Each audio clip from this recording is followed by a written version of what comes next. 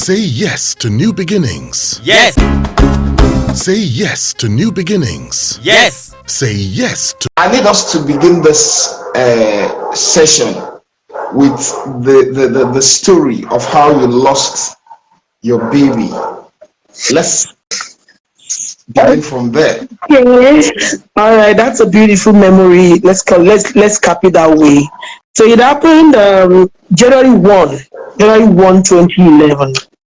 It was festive period like this, early morning. So I had to go. I had a family function. One of my in-laws has a party, and a social life that I am. I wanted to support the party, so I wanted to make pepper soup for the party. So I was going to get catfish. So that on the first morning, most ponds were shut down. So I saw that there was a pond in Egbeda. So I was going to Egbeda to get the fish, and we drove from Ashade Palace, that's off of Akran. I know when we're going, there's this interesting part of it. When we're going bypass Guinness breweries, one of my brother in the car said, I said, use your seatbelt. I said, on this, now we say in Nigeria now, on this New Year day, we will safety be on the way. I said, okay, don't let safety itself catch you before road safety catches up with you. So use your belt. So use his belt. Just about 1 minute drive, we saw road safety on the way. We were already on our seatbelt, and then we move on.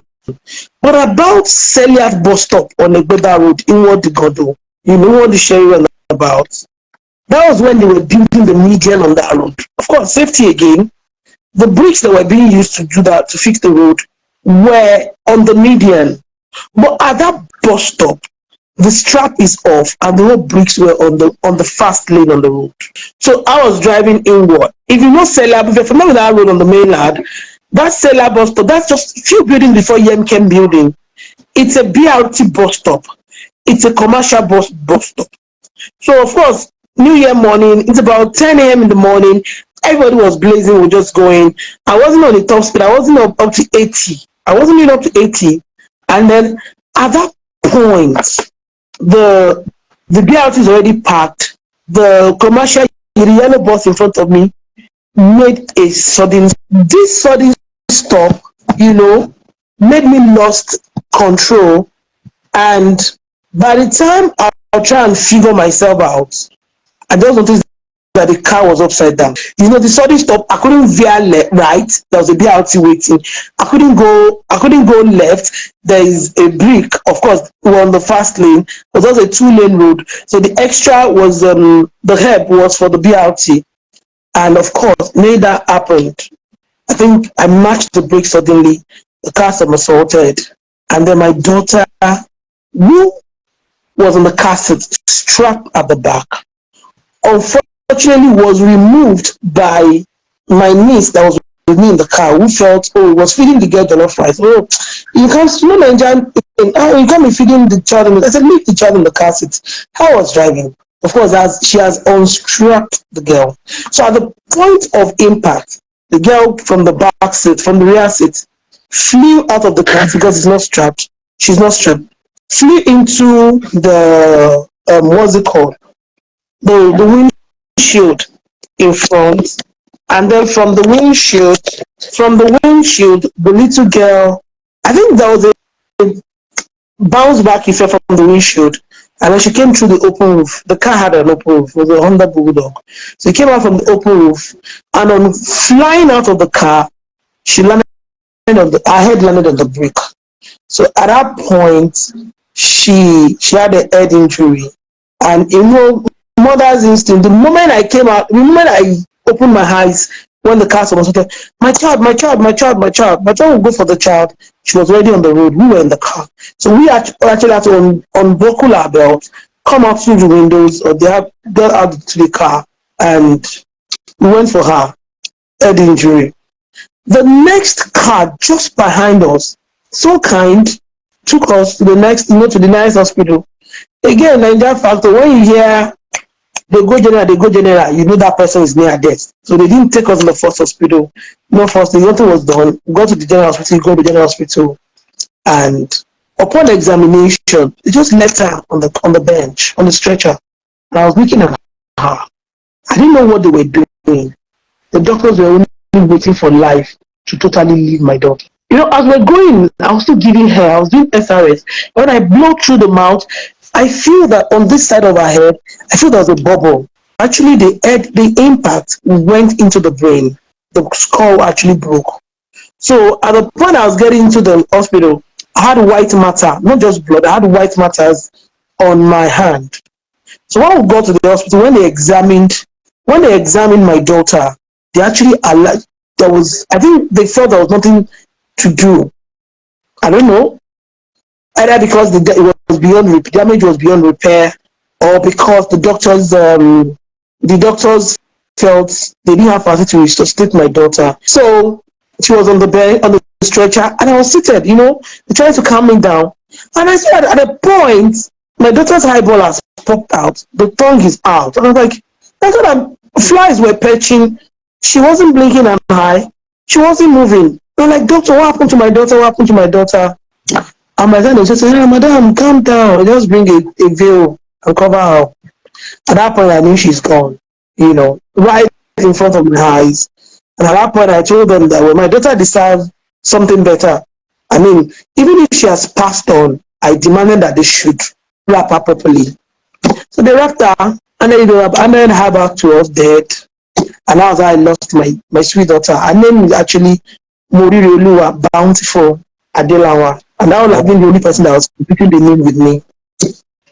And the rest is history. Wow, what's a moving and a gripping story? And it happened on a New Year day. New Year morning.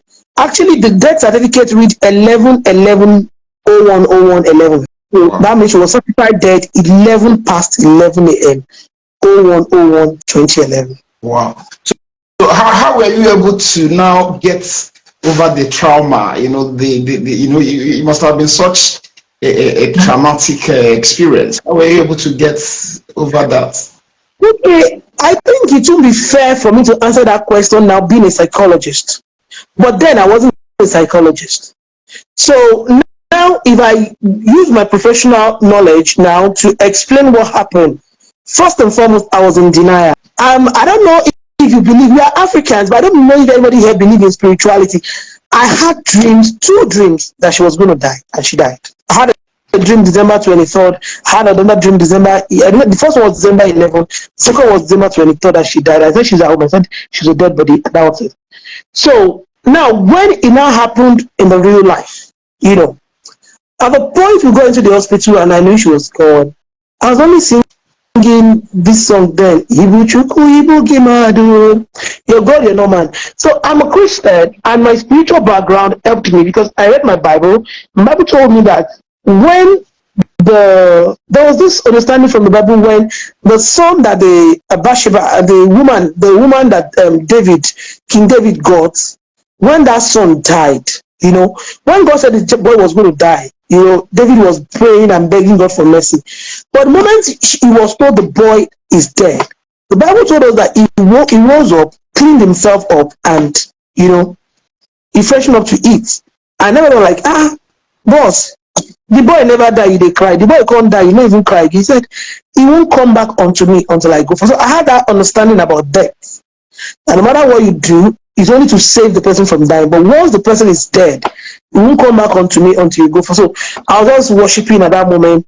But I can tell you I was in denial. I didn't know what I was doing. So they came, my family came, my boss then, Rotiranka sent his wife. They came, who took the lady to go and bury the lady. And so of course, when it happens that Jafojo, and I'm like, my daughter is not going to a common cemetery. If you don't have a property to bury my daughter, I would bury her on my own property. So my in-law said no, they took her to their own property and when I went to bury the girl, people remember like, are you saying you came to bury a 3-year-old girl? I mean, the convoy, the quality of people that came out, like, no. So month after month, then I need to mention this. My husband, I knew my husband cannot manage the loss because they were quite close. So I told the nurses not to tell my husband, but they should call my husband's cousin's number, who I know he was with, to tell that one so that they can manage my husband to the location.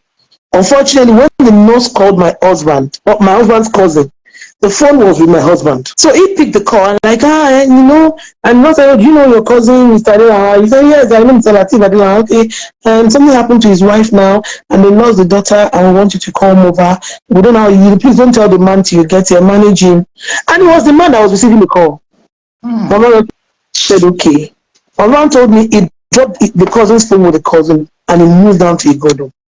Now, one moment I will never forget that day.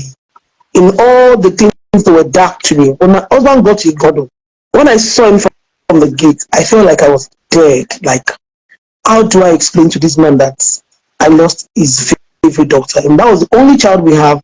And that was, and of course, you know how a girl child is to a man. And my husband just walked to me. When they told him, show me my child, they showed him the child, they said the child is confirmed dead. He just walked to me and said, babe, you know what? No matter what it is, I love you. And you know what too? I got you. There were two words that came from my mouth. I love you and I got you. And I didn't know what to do. So when we got home that day, I'm not sure we cried. But you know how it is with family and friends. Don't go home. So they took us to one of our friends' house. We couldn't sleep. They brought alcohol. Okay, let's drink. Maybe when they drink, they will sleep. We drank, we didn't sleep. And I think that time I was ovulating. Somebody was like, you're ovulating today. Quickly have sex today. Maybe another baby will come. And that was when I understand what trauma is. Baby didn't come. We didn't get pregnant. In fact, we couldn't even make love. We couldn't even do it. We weren't just getting through it that night and everything. And the worst part is people, you might say you don't care what people say, but it gets to you. You go out to functions and then they're looking at you like, permit me to say Yoruba, they'll say, Sheko Ronuni, Shon Ronuni. They'll say, is she thinking? She's not looking sober. At a family function, why would you go to a party if you want to be sober? It's a party. Let's party and go home. Everybody's looking at me. And then, they do the hush voice. They spill the tea that you will hear. And another one will say, look at that. She's looking at another person's baby. Or maybe she's missing a child and all that. I went through all of that. Then also, there was one moment, well, no offense anymore. My bestie came to my house with her daughter, who used to be my late daughter's friend. I didn't know how child behaved. The child was just looking at her. What is this other girl? This little rat we play around together. Or maybe she just woke up from sleep. She was just trying to recover. And then my friend told her daughter right in my presence that the other didn't say what the girl was just about 3 years old. She said, my baby, just mentioned the child. My baby, don't worry, don't be sad. You're bored, right? There's no child to play with here. Don't worry. We are going to another person's house. You see children to play with there. Right in my presence. Although she said she didn't mean but that was the trauma. So we were rushing to have another child. We didn't want to stay on it. Then there was one other day I went out. I went out and I came back and I met my husband in our baby room. Of course, we had a baby room, pinky girl baby room, you've changed the blind. I met my husband in our baby room. My husband is a Muslim and he was on his praying mat and he was crying. When the man is crying and the tears in his eyes, the kata in his nose, everything, he was crying. And that day I felt guilty for the offense. I felt like I hurt my husband. I felt really bad. So, when Yoruba will say, or when people will say, but actually in psychology, we now say, I was in denial. So that day was a day it was done on us that, this daughter is no more with us. And unfortunately, with an Azu, we could not conceive immediately. So the trauma was worse. It was one of the worst moments of my life.